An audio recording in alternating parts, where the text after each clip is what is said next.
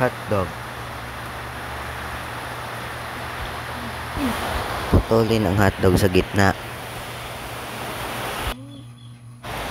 Ganito ang itsura.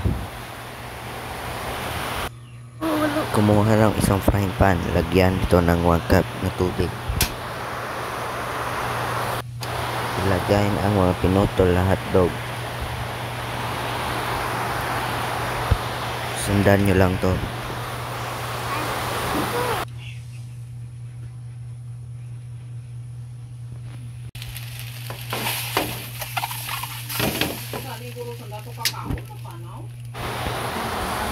Tapos tusukin ito isa-isa gamit tong barbecue stick. Ganyan.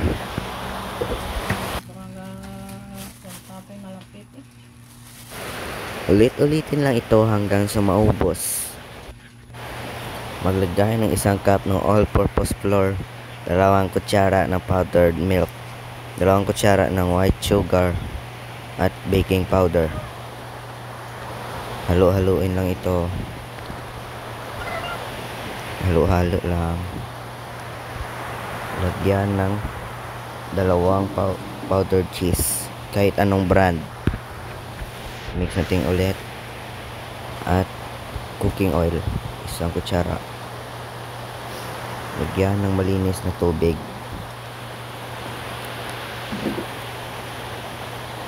Halo-halo lang.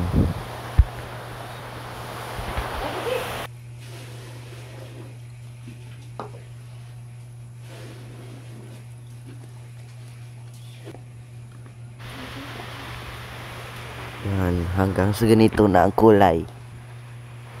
Ayan.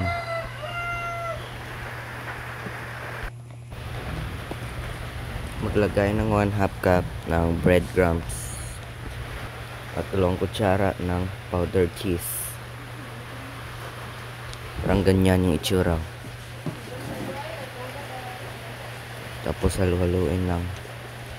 Ang ganyan na ang kulay. Ito yung ginawa natin kanina. Ilagay ang hotdog. Tapos isaw-saw dyan. Ganyan. Yan ang itsura. At iprito. Ganito na ang itsura niyan. Bye guys. Thank you for watching.